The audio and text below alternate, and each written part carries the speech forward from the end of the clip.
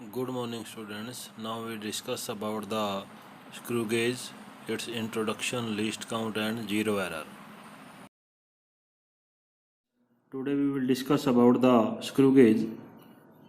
Screw gauge में सबसे पहले हमारे पास ये जो यहाँ पर ब्लैक सा स्क्रू दिया हुआ है, इसको हम क्लॉकवाइज डायरेक्शन में और एंटी क्लॉकवाइज डायरेक्शन में दोनों तरफ रोटेट कर सकते हैं। अगर हमें इसको बंद यहाँ से बंद करना है तो हम इसको क्लॉकवाइज डायरेक्शन में रोटेट करेंगे, और अगर यहाँ इसको ओपन करना है तो हम इसको एंटी क्लॉकवाइज डायरेक्शन में रोटेट करेंगे। इसको बोलते हैं हम रैचेट। इस रैचेट से हमें इसको क्लोज या ओपन करना है, ठीक है। और इस रैचेट की हेल्प से जो ये घूम रहा है हमारे पास होलो सिलेंडर है, ठीक है, इसके ऊपर स्केलिंग हुई है। इस स्केलिंग को बोलते हैं हम, यहाँ पर जो हमारी स्केल है इसको बोलते हैं हम सर्कुलर स्केल। यहाँ पर ये 0 से लेकर 100 तक के डिवीजन बने हुए हैं इसके ऊपर, ठीक है। 100 डिवीजन है और रीडिंग भी लिखी हुई है 10, 20, 30 इस तरह से करके, ठीक है। ये हमारी होगी सर्कुलर स्केल। इसके बाद जब हम इस रैचेट से इसको एंटी क्लॉकवाइज डायरेक्शन में रोटेट करते हैं तो यहाँ पर नीचे भी हमें एक और स्केल दिखाई देती है, ठीक है। इसके ऊपर भी सबसे पहले 0 लिखा हुआ है, फिर 5वीं लाइन के ऊपर 5, फिर 10वीं लाइन के ऊपर 10, 15 इस तरह से लिखा होता है, ठीक है। ये जो स्केल नीचे से निकल के आ रही है इसको बोलते हैं हम मेन स्केल, या इसको हम मेन स्केल या लीनियर स्केल भी इसको हम बोल सकते हैं, ठीक है। और इसी मेन स्केल या लीनियर स्केल के ऊपर एक इस तरह से लाइन लगी हुई है, ठीक है। इसके एक्सिस के अलोंग में इस तरह से यहाँ पर एक लाइन लगी हुई है, उस लाइन को बोलते हैं हम रेफरेंस लाइन। उसी लाइन के सामने जो सर्कुलर स्केल का कोई भी डिवीजन आता है उसको हम आगे रीडिंग में नोट करते हैं। फिर इससे आगे क्या है हमारे पास, ये यू टाइप का एक फ्रेम है, इसको बोलते हैं हम यू फ्रेम। और यहाँ पर क्या है हमारे पास, जैसे हम इस रैचेट से इसको बंद करते हैं तो यहाँ पर हमारे पास ये आगे निकल के आ रहा है, इसको बोलते हैं हम स्टड। ये दोनों तरफ होता है, इधर भी स्टड होता है, इधर भी स्टड होता है। जिस चीज़ की मेजरमेंट करनी है, सपोज करो हमें इस पेन की डायमीटर मेजरमेंट करनी है, ठीक है, तो इस पेन को हम यहाँ पर इन दोनों स्टड के बीच में पुटअप करेंगे और यहाँ से रैचेट से टाइट करना शुरू करेंगे। जैसे ही चट चट की आवाज़ सुनाई देगी उसी टाइम में हमने इसको स्टॉप कर देना है, पहली बार में सुनने के बाद, ठीक है। फिर हमें उसके बाद रीडिंग लेनी होती है। ये तो था इसके बारे में इंट्रोडक्शन कि क्या है, किसको क्या कहेंगे हम, कहाँ से रीडिंग लेते हैं, ठीक है। अब रीडिंग लेने से पहले क्या है, हमें इसके बारे में, डिवाइस के बारे में पता होना चाहिए कि ये डिवाइस जो है वो कम से कम कितनी मेजरमेंट कर सकता है, जिसको हम लिस्ट काउंट बोलते हैं, ठीक है। लिस्ट काउंट पता होने से पहले हमें इसका पिच पता होनी चाहिए। पिच एक्चुअली में है क्या, ठीक है। जब ये हम इस रैचेट से इसको क्लॉकवाइज डायरेक्शन में रोटेट कर रहे हैं तो हमारे पास यहाँ पर क्या है, ये थ्रेड से निकले हुए दिखाई देंगे आपको, ठीक है। अगर आप इसके ऊपर फेरेंगे आपको चूड़ियाँ सी दिखाई देंगी, ठीक है। एक थ्रेड से दूसरे थ्रेड के बीच की जो डिस्टेंस है उसी को हम यहाँ पर पिच बोलते हैं। The distance between 2 consecutive threads is known as pitch. उस पिच को निकालने का फॉर्मूला है हमारे पास, क्या है, distance moved on the main scale divided by number of complete rotation given. क्या करना है एक्चुअली में, हमें इसको बंद कर दिया। अब जो रेफरेंस लाइन थी ऐसे वाली लाइन, उसके सामने मेन स्केल की 0 आ जाती है। ये सर्कुलर स्केल जो है, मेन स्केल की नहीं, सर्कुलर स्केल की 0 आ जाएगी, ठीक है। अब उस 0 से देखना है हमने, अब इसको एंटी क्लॉकवाइज डायरेक्शन में रोटेट करना है, एक राउंड देना है। जब दोबारा से 0 आ गई तो इसका मतलब एक राउंड हो गया, फिर दोबारा से घुमाना है। ऐसे करके हमें इसको एंटी क्लॉकवाइज डायरेक्शन में घुमाते चले जाएंगे।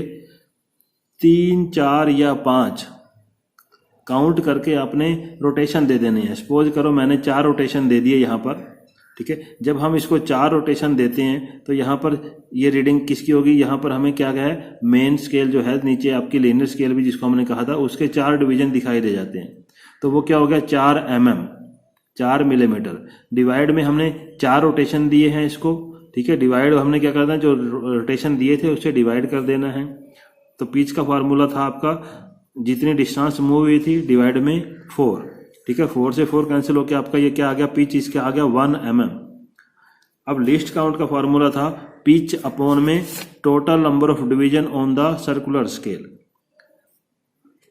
पिच कितना था, 1 mm आया हमारे पास, पिच है हमारा 1 mm।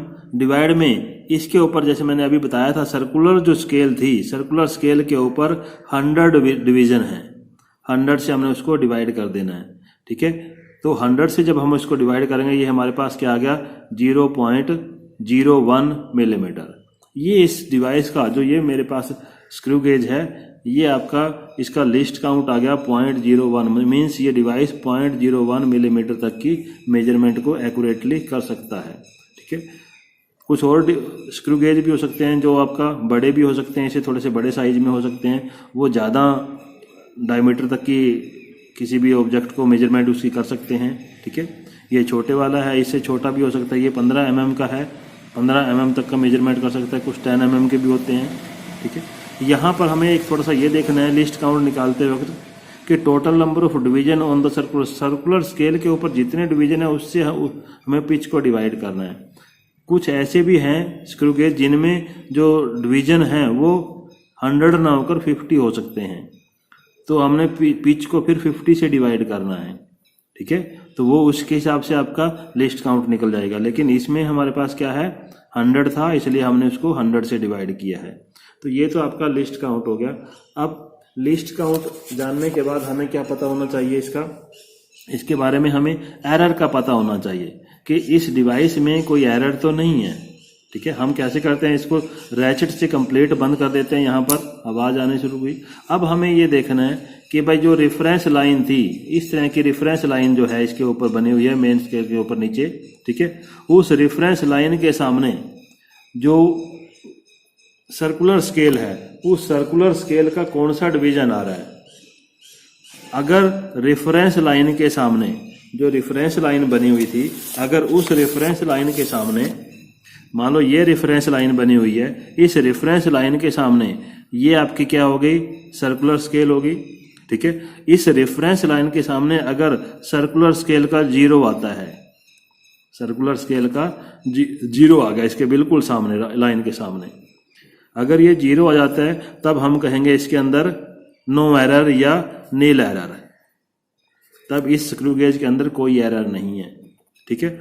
दूसरा केस क्या हो सकता है, भाई इस जो रेफरेंस लाइन थी, इस रेफरेंस लाइन के सामने जो सर्कुलर स्केल थी, सर्कुलर स्केल का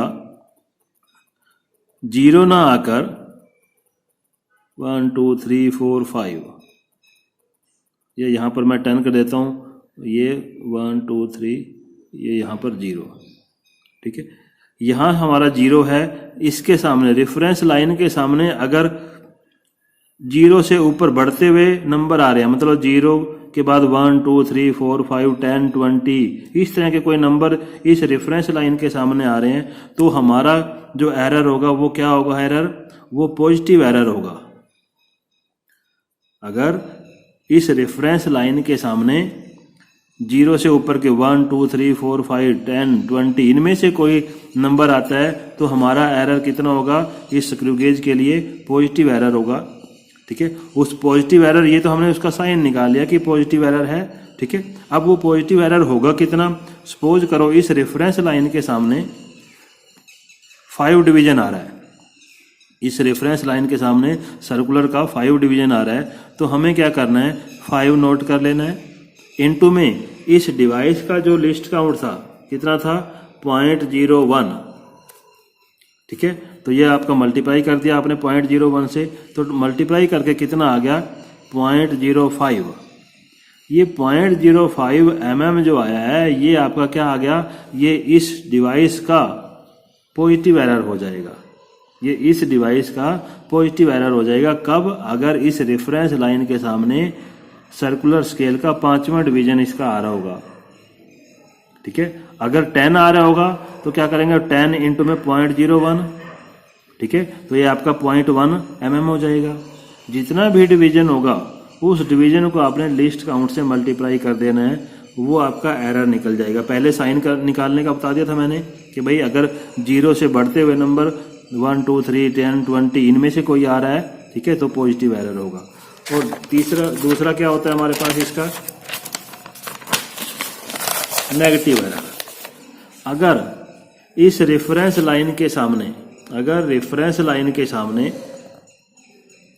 0 ना आकर क्या आ रहा है, सपोज करो इसके सामने 90 डिवीजन आ रहा है, बिल्कुल, ये जो रेफरेंस लाइन है उसके सामने सर्कुलर स्केल का, जो ये सर्कुलर स्केल है उसका 90 डिवीजन आ रहा है, ठीक है।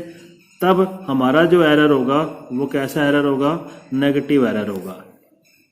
90 हो, 95 हो, 99 हो, 80 तक हो, कुछ भी हो, या 70 हो, जो भी है, ठीक है, तो उसको हम क्या कहेंगे? नेगेटिव एरर है। अब ये नेगेटिव एरर हो गया। अब नेगेटिव एरर है कितना, उसकी वैल्यू को हमें निकालना है कि नेगेटिव एरर कितना है। जैसे ये 10, ये 90 इसके सामने आ गया, ठीक है। 90 से आगे तक कितने हैं हमारे पास? 100 तक है डिवीजन। तो 100 से पीछे 10 डिवीजन हो गए ये, मतलब 90 से 100 तक 10 डिवीजन हो गए। 10 इंटू में लिस्ट काउंट 0.01 mm, ठीक है।